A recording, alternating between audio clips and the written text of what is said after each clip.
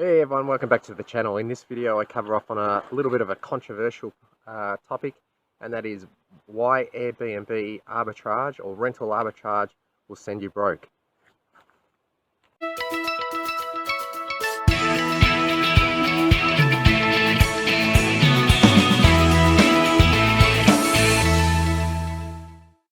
My prediction is by 2020 Airbnb rental arbitrage is not going to be a viable option for 90 to 95% of people. Now I know this is going to be controversial, particularly amongst all the people that do Airbnb rental arbitrage, but just stay tuned and I'll give you the reasons. Sometimes you just need to be aware of the warnings. Now I've been involved in Airbnb since 2012 and involved in property investments from way before then. And a big part of when I first started in Airbnb was rental arbitrage. So a lot of this information has come from my own personal experience. Now at one stage I had 9 Airbnb properties all under Airbnb rental arbitrage models. And it wasn't just me doing this, there was a lot of people around Sydney doing this same type of model. Now the first reason I believe Airbnb rental arbitrage is going to be a thing of the past is regulation. Now people say, oh well, Airbnb is never going to be banned, or they're never going to ban it in my area. Now when I'm talking regulation, I'm not talking banning of Airbnb. What I'm talking about is the regulation of Airbnb, and it's slowly being rolled out everywhere. Now it looks like a precedent has been set now on Airbnb regulation, and that is to limit the number of days a particular property can be on Airbnb. And you can see numerous of examples of this being rolled out, and it really relates to basically if you're renting out a shared room or a bedroom in your own home, then most localities will not ban that type of activity. Now the second regulation that is really catching favour is a limit on the number of days a resident can put their own property, that is their primary residence, on Airbnb. Now in Sydney, that's come back through as 180 days a year. Some areas have got in for 120 days, 90 days. So basically it's become that you can only have one property on, which is your primary residence, and you can only have that on for a certain number of days in the year. Now there's people that say that Airbnb, that's $1 billion business, it's $1 billion company, they'll just fight back against these regulations.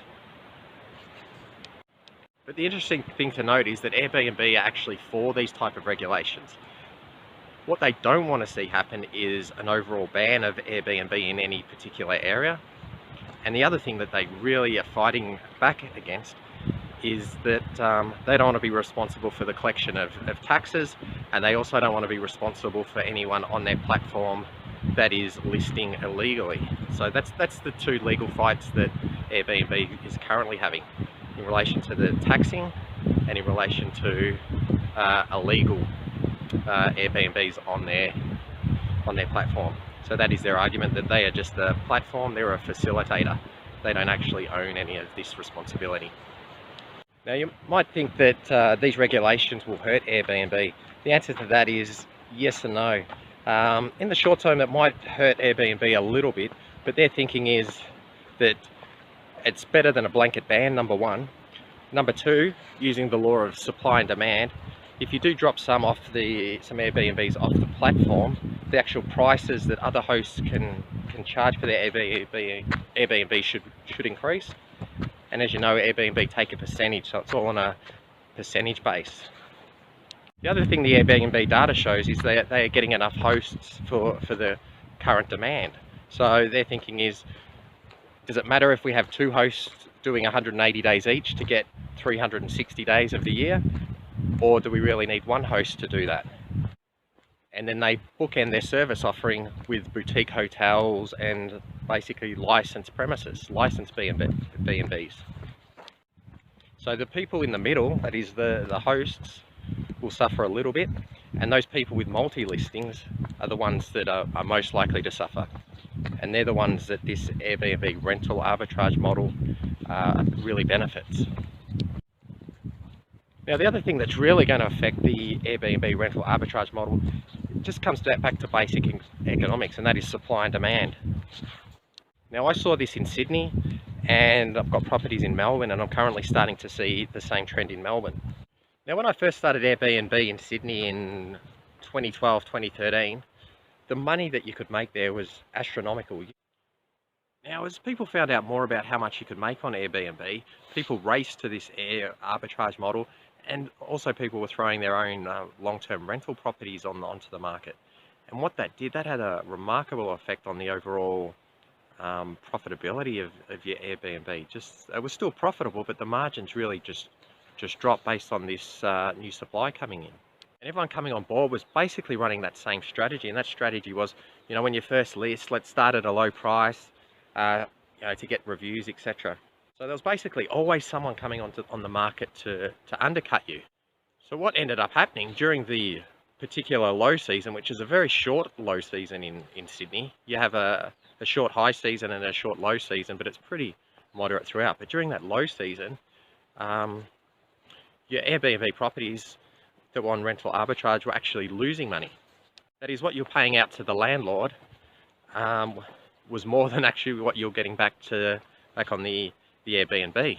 Sometimes you're just running to break even at best. But of course, it did average out overall during the year.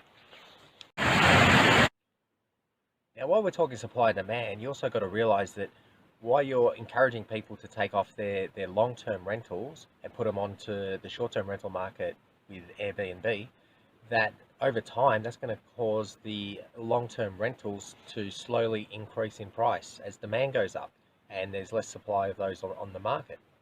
Now, at the same time, if you think about the short-term market is really driven by tourism and tourist demand, that's basically a flat line. That's inelastic. There'll be elasticity between the seasons and that type of thing. But basically, say it's at that level, your long-term rentals up at this level, and then you're taking the supply off here. The long-term lease is slowly going up. That price is increasing. So you've got this smaller gap.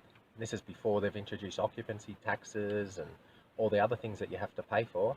So that's going up. You're talking to a landlord where once upon a time he wanted a return here. His return's now there. You can't just increase that on the top. You've got more supply coming in into the short term, so that's actually constricting. You can see what's going to happen there. That actually arbitrage area is going to reduce significantly.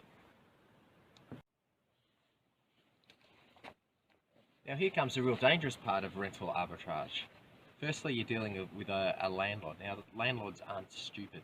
So the first thing, you're probably going to have to offer this landlord more than what the market rate is. So if the market rate's $400, you're probably going to have to offer $450, $500 a week, for instance, so that they will take that extra risk and have you put it on Airbnb. Now that then raises the question, they own the property, how long do you sign up for a lease for?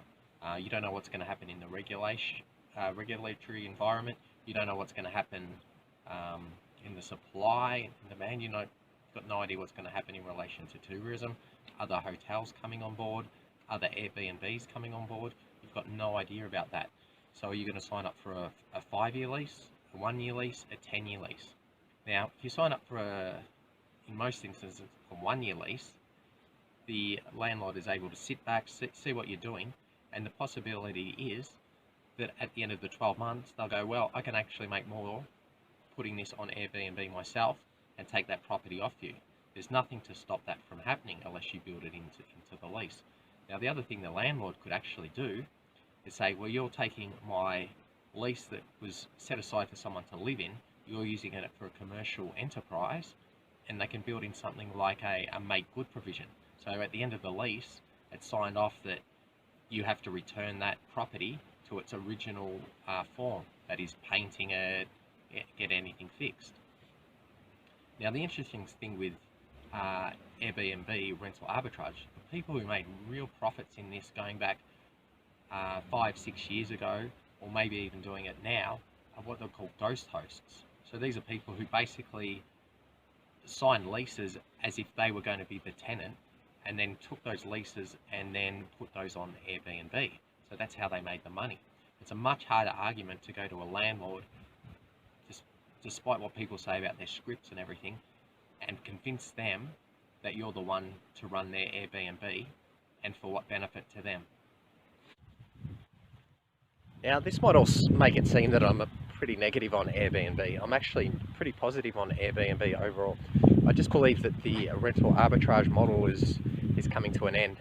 And I've noticed a lot of talk about it lately. When I was doing it 6 years ago, there was no talk. The people who were actually doing it were pretty much doing it on the download though. Now, good luck with whatever you decide to do. Remember, at the end of the day, the decision's yours. I just ask that before jumping into anything that you just do your research, just step back from all the hype and just have a closer look into it before jumping into anything that could cause you problems down the road. Thanks again. Cheers.